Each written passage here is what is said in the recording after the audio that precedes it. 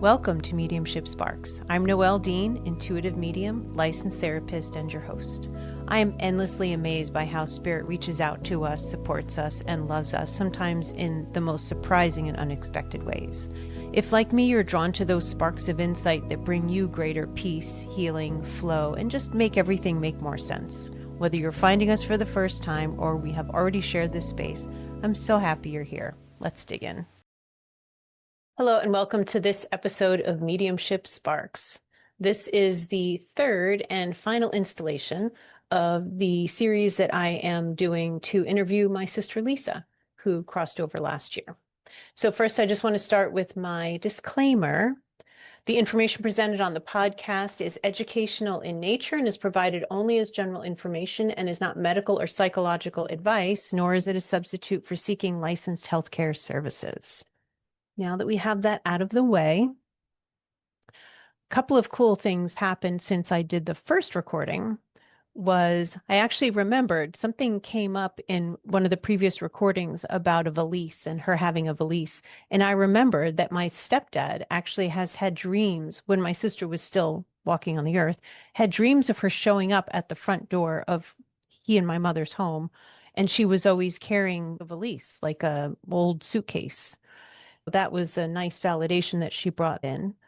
Also, after the first, it was one recording, and then I broke it up into two episodes. A day or two after I had done that recording, I was driving and singing to the song ABC by the Jackson 5. And I suddenly had this visual sense of her sitting in the car next to me, dancing around.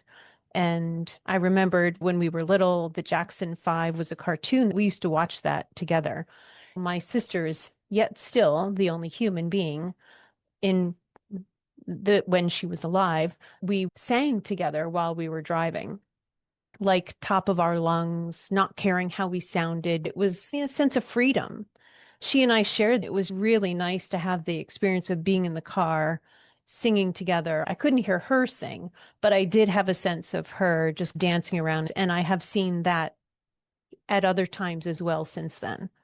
I do hope genuinely from my heart that whatever relationships you have or feel like you had with people who are no longer wearing pants, walking on the earth, that maybe it will also help you feel a bit more inspired and maybe even motivated to still heal aspects of that relationship. There were times when we really unloaded on each other.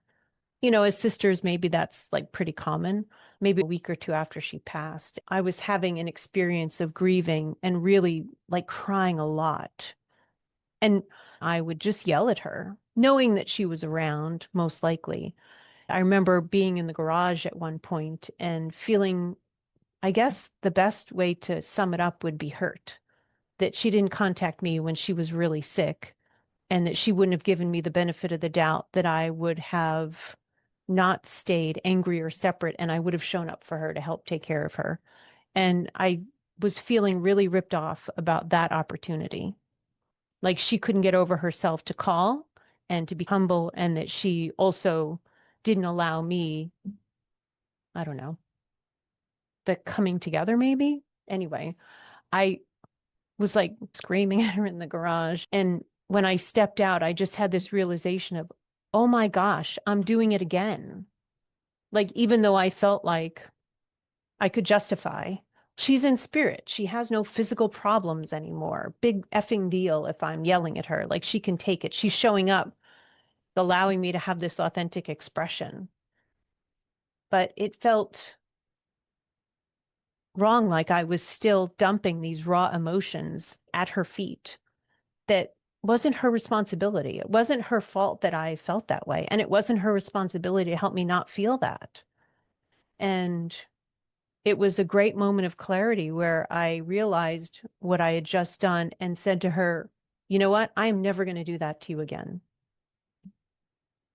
And that was me cleaning up something on my end. That felt like not just a step in the right direction, maybe something she needed to hear, but something I needed to finally take responsibility for. It's so easy to blame and not own.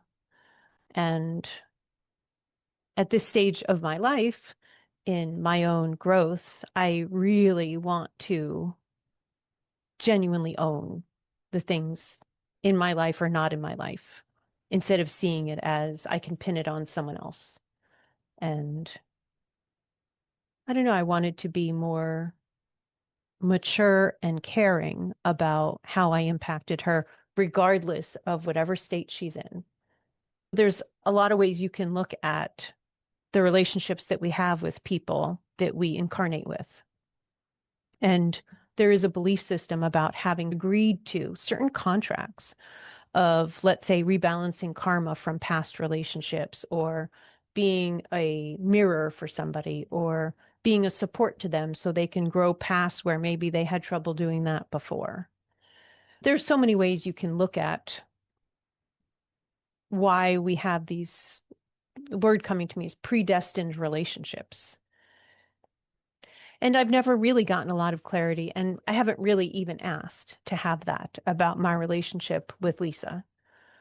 And I haven't asked her yet about if she has any clarity about her relationship with me and why we agreed to what we did.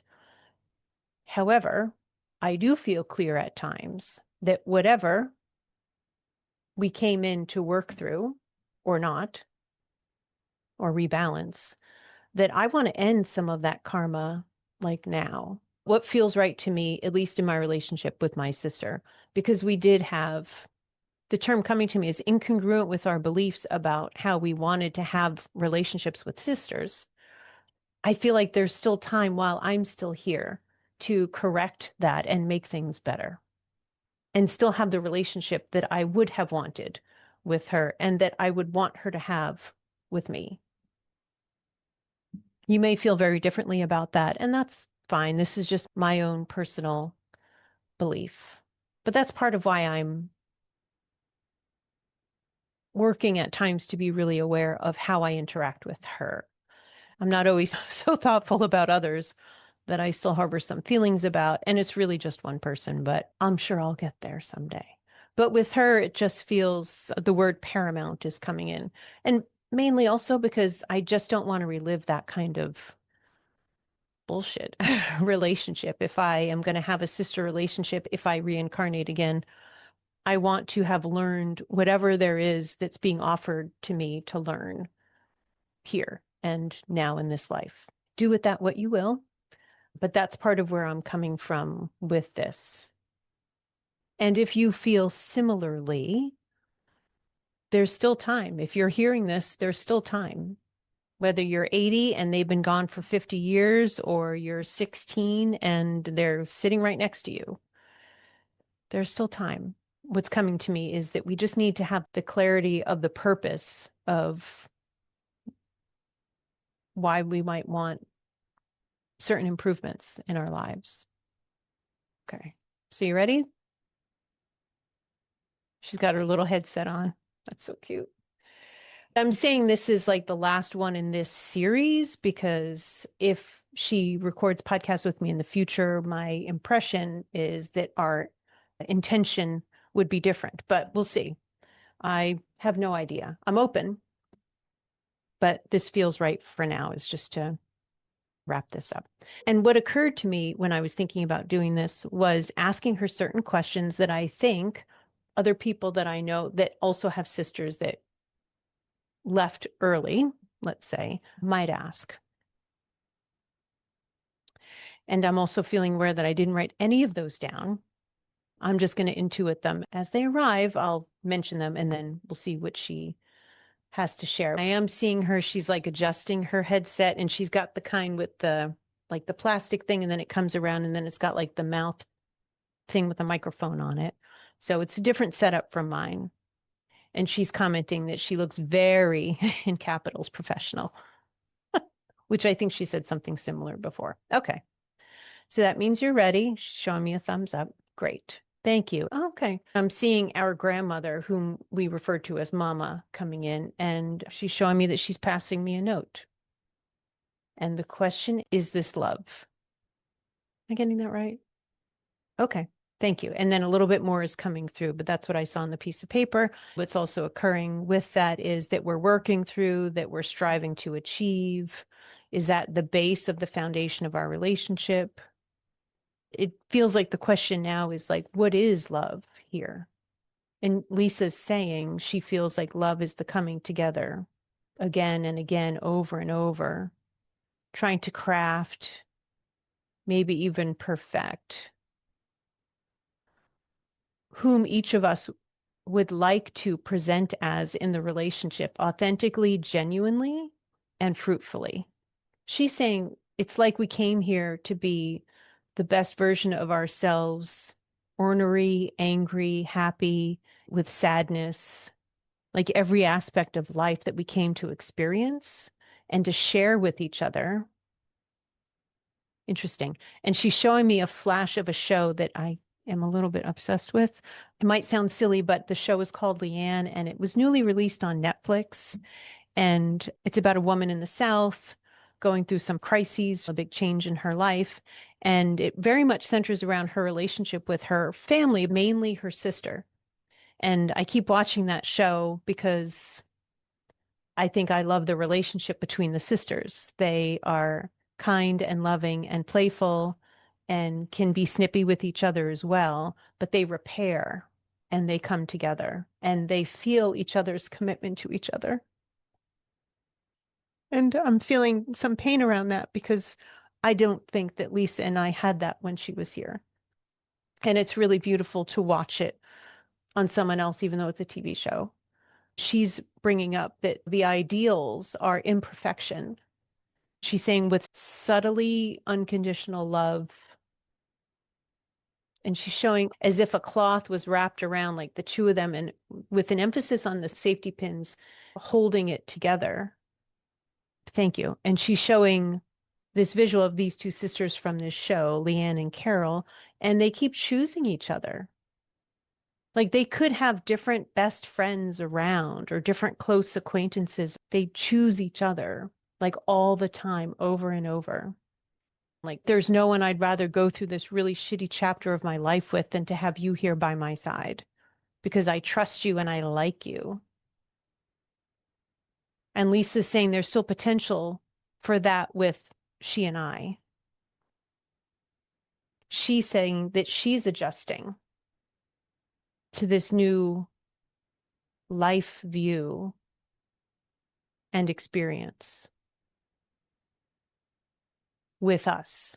So I don't think she's saying she's new to being on the other side, but it feels, and Lisa, correct me if I'm wrong, that her staying involved feels different. And I'm getting some confirmation chills on the tops of my legs. And she's showing herself having this microphone and being a part of this conversation and that she's still present. Her presence is still welcomed and enjoyed like never before with me. Yeah, I totally get that. Yeah. So here's a question. Now that you have this new perspective, do you feel differently about me or see me in a different light? Because now you can know and hear all my intentions, my real thoughts. Yeah, she's saying nothing's invisible anymore. That's true. I get that part. Those in spirit can hear our thoughts all the time, and that would include our intentions. There is no barrier.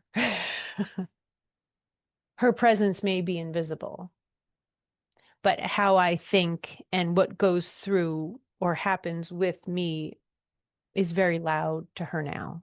She's saying about me that I am more caring than she ever thought or believed about me. Do you mean about you specifically? No, you mean about like in general. Okay, gotcha. Okay. And how is that for you to see that? She's saying that she feels unlucky that she missed that it would have produced a better relationship had I shown her those traits better and sooner. Do you think you would have been open to seeing that if I reached out to you and said, hey, I heard you had cancer. Can I help? No.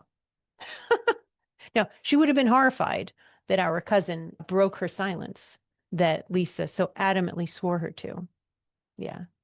Now that you've had a chance to be up there for a while, what do you think would benefit other people about either sister relations, like sibling relationships, or just relationships with family that they were distraught by? And she's showing it, and how can they feel lucky that they have a chance to control the outcome better? Like for us that are still here in particular, to feel more conscious of the positive changes that we would like to make now thank you, that person, just like with Lisa, that person is not going to react to us the same way when they're not in PAMS that they would have when they were. My sister would have completely rejected if she even would have unblocked me enough to get a message from me, email, voicemail, whatever. Her reaction to that likely would have been terrible. That seemed clear to me at the time. Would you agree with that, Lisa? Do you think that you were just saying that, but I just want to double check? Yeah, she would have told a friend of hers who she totally enrolled in how awful I was, among other family members. She would have said something like, I can't believe this absolute effing bitch would have even reached out. Like the nerve I would have shown by doing that. And that is something that she would have said. Thank you for being authentic about that. She's sure, of course. Yeah.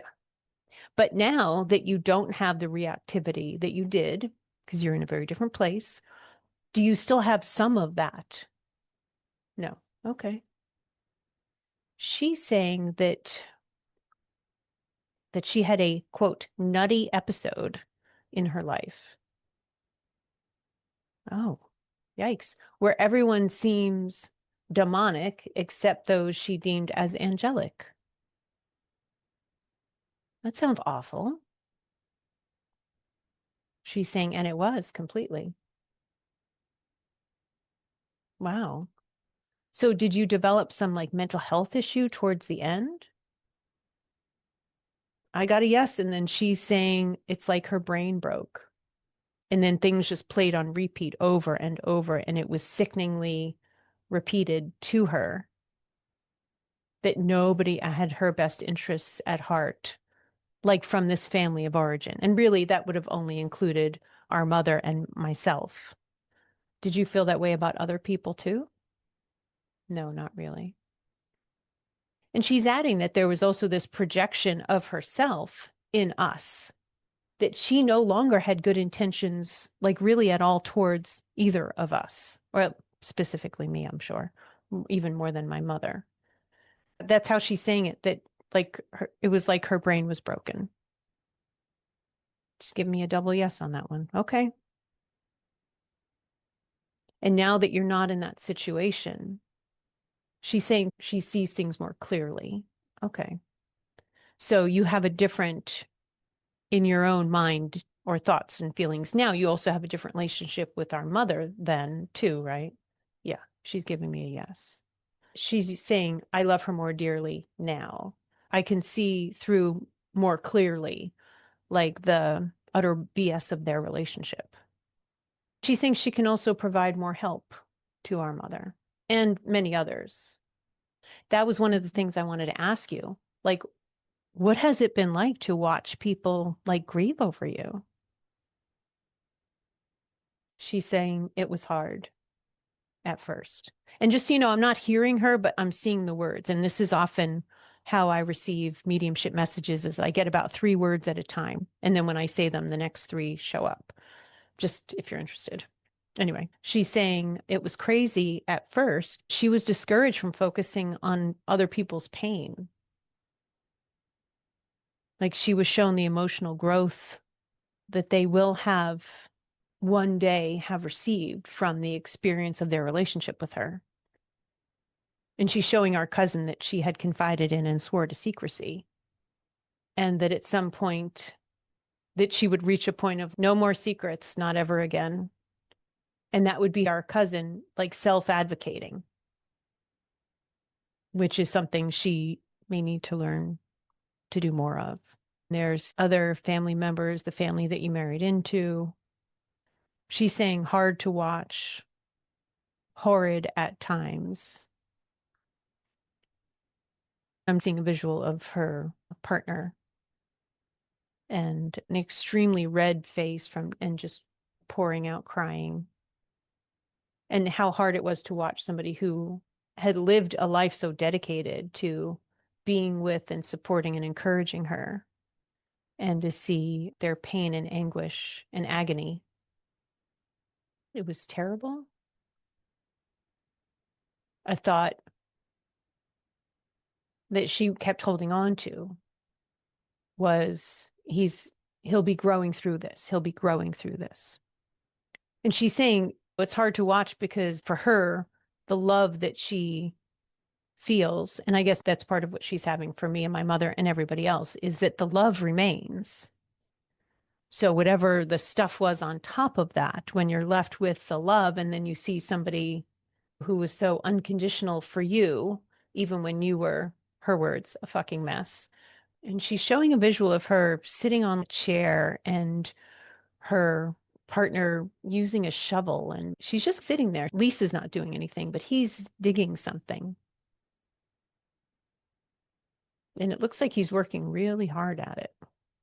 And then I get a sense of a sand castle that he would have created like in an eternity of trying to give her like a super mansion of emotional togetherness and super fun with foods and constant entertainment as she would have liked to have had, which she's reminding me was mainly TV and decorating shows, probably. Yeah, and cooking shows. She's showing herself experimenting with baking. She's showing me the Irish butter that she loved so much, and that he was her biggest fan. And he would go on about whatever it was that she cooked or baked. And he would describe it as one of the best things ever, like melting in his mouth. She's referring to him as her super fan. And what couldn't you be more grateful for in this life than to have at least one? And then she's counting her cats as well.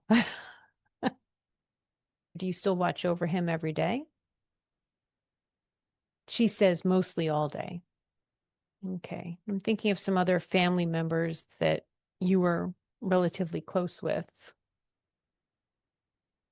And she's saying it's hard to watch. I'm seeing a different family member that she was really close with who would probably be struggling, but was also a very spiritual person, so likely connecting this way as well.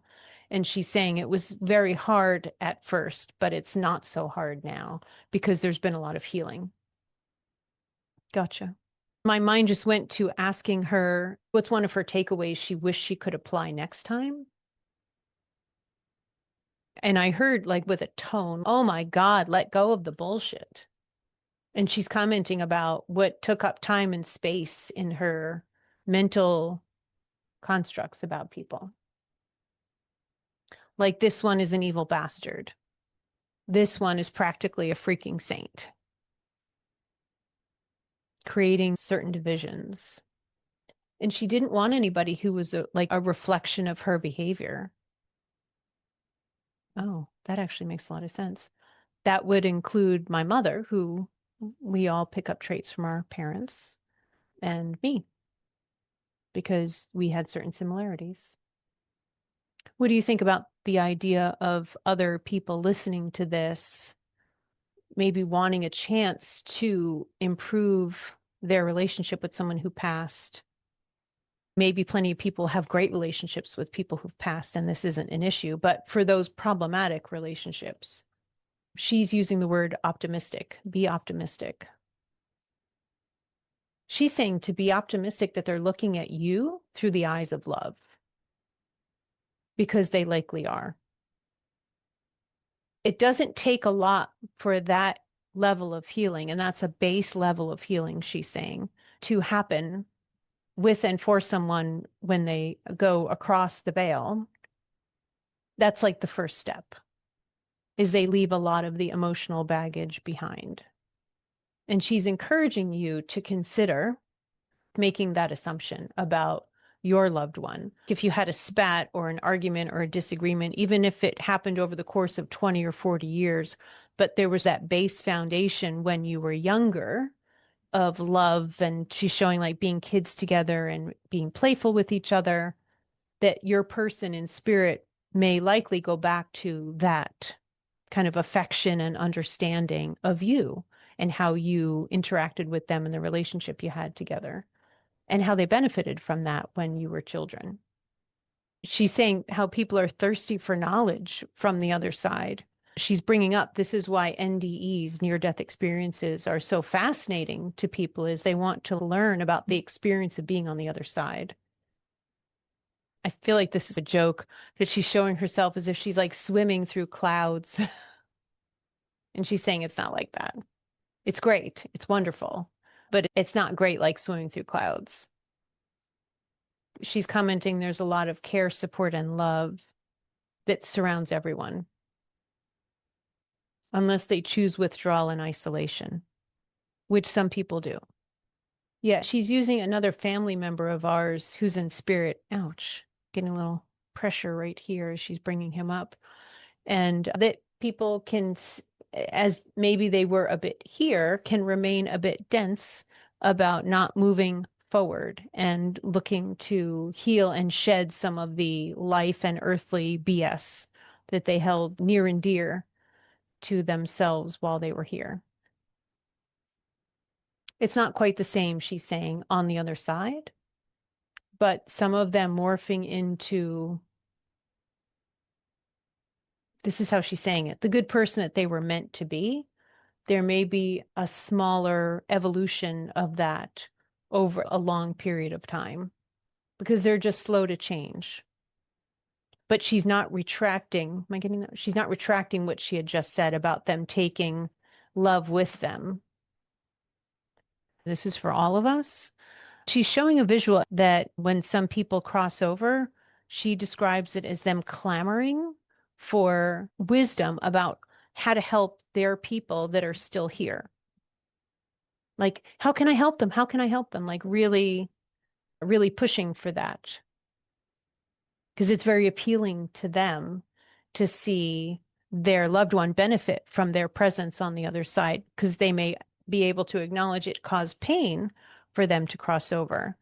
And now they want to bring the goodness through more and more. Yeah, gotcha. Have you looked for that? Are you just saying that about me? She's saying no, thanks to me, because I have reached out towards her, that there hasn't been a searching for that. But have you looked for that for other people that you were connected to in this life? And she's showing actually another family member. And my sense is that he may be experiencing some health issues or some pain, and she's looking for how to support him. Okay, well, that's nice. And she's showing there may be a bit of a recoverable health crisis for that person, but then they will learn to quickly adapt to living a healthier life if they so choose to last here longer. She's commenting positive changes. Now, what about listeners who have loved ones in spirit where they had a great relationship? Is there like still work to do? Or she's saying no. Ways to change include improving communication through the veil, though. She's showing, I'm seeing like a young woman who's sitting at a table or a desk with her hands on this table or desk and asking a grandmother to come through and hoping to feel some sensation about her grandmother being there. And I'm being shown a visual that I've seen often. Oh, just as I'm saying this, I'm getting a tingling in my right knee and lower leg, and I'm feeling some energy around my shoulders. Thank you for that. And a visual that I often see for people connected to a grandparent who's in spirit is seeing the grandparent put like a shawl over them, and getting some chills on that. So maybe this is what that shawl feels like. I'm just feeling some sort of like light tingling around my shoulders and my neck. And now sort of those gentle chills going down both of my legs now. She's commenting about physical sensations can more easily be felt when you're very relaxed and very open to that specific person. Although there's no guarantees that you'll be able to feel physical sensation yet. I hope you're identifying this with this, my listener, because she's directing this at you. She's showing this same person, and this is just an example, but I'm seeing them sit in front of a candle that's lit, and it's a, I don't know, a pretty big, wide candle with, I'm just seeing the one wick, and asking this grandmotherly energy or whoever it is to come through and show a sign. And I'm seeing that the flame changes up. Like it looks like somebody's passing something through the flame and it separates a little bit or that kind of thing, showing like a physical, rather than a physical sensation, a physical sign. And she's saying that often that powerful grandmotherly energy or uncle, great uncle types of energies can produce these small miracles, and they'll feel like miracles because you're asking. She's encouraging you that when you see these signs, that it's an unconditional sign, like whether you believe it or not, or you have faith in somebody actually responded to your request in that way, it was still it was a complete sign. She's reminding all of us that it's easy to say, oh, I might have made that up. And you might even film on your phone this candle as you're asking for this sign, because you may need to prove to yourself later, like that actually happened, or prove to someone else who might be a naysayer, here's what happened. This is what I asked for, and this is what I got. She's reminding all of us that, people search, there are people who search desperately for signs of life, or somebody who lost a child, whose child passed very early on. And the parent just is so heartbroken and desperate to know that their child is somehow still okay, has an intact spirit. They want to know that their loved one is taken care of. And so sometimes, and she's showing people in spirit can flash lights, have lights go on and off, or do other things with electricity or electronics. And that those are big signs. She's mentioning something about being creepy, that it can feel creepy. She's saying it can be creepy to feel like you're going to scare somebody with that kind of sign. But for some people, they need an unequivocal physical sign, like lights flashing, something they couldn't make up. There's no other excuse. It's never happened before. And I'm being reminded of a video I watched where parents were saying this happened after their son had passed. I'm getting some big chills right now. And my visual sense of it was like their kitchen can lights. So things that don't flutter or flash. There's no like loose connection, hardwired, and it happened. Yeah. And she's emphasizing if you want to connect with whoever it is on the other side. And there feels to be like the emphasis about grandmotherly presence. Right now, I'm feeling aware of what is connected with that is someone that you felt was fun and where you would feel like being covered with safety, somebody that you could trust, who's now in spirit. So you wouldn't feel creeped out by it, and that it would be welcomed. I'm getting a little pressure on my forehead. Ouch. And now on my temples. I guess we're focusing on physical stuff.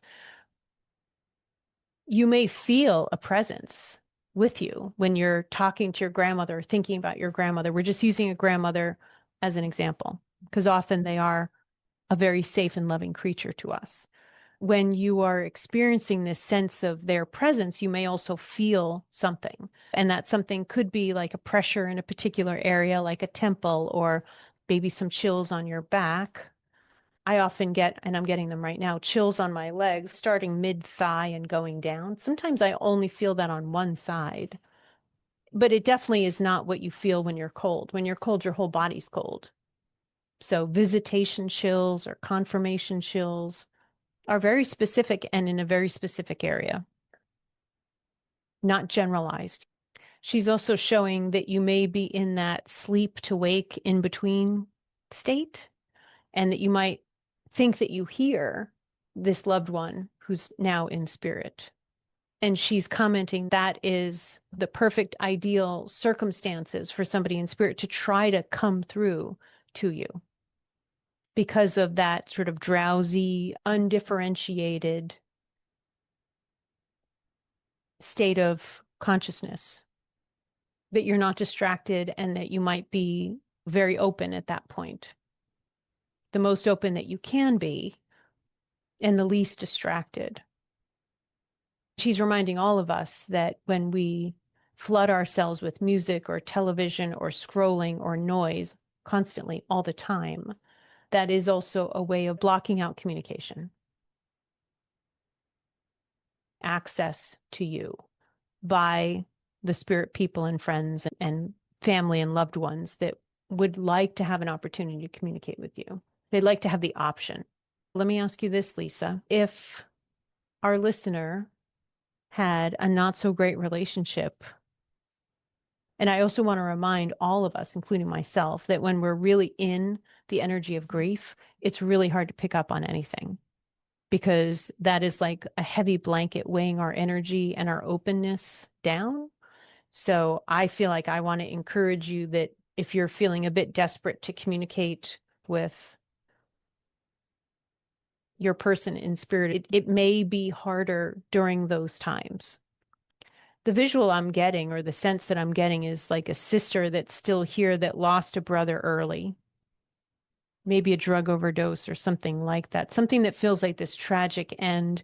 And there would have been a lot of mixed feelings about the last chapter of that brother's life in this example, because he might have stolen from her or other family members. He likely would have lied a whole lot for several years based on addiction and mental health issues, possibly. She's suggesting to you that you might consider letting go of the anger first, and that you consider going back to how she was describing about people in spirit can flash back to how things were when you were young and you were just innocent kids playing together, or had a good relationship, or just a normal relationship before things got difficult and adult relationships got complicated.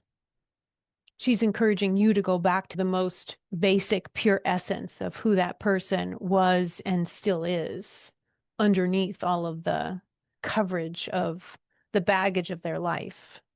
If you try from there, you've scraped off a lot of the crap from, let's say, their mistakes or life lessons, including your own.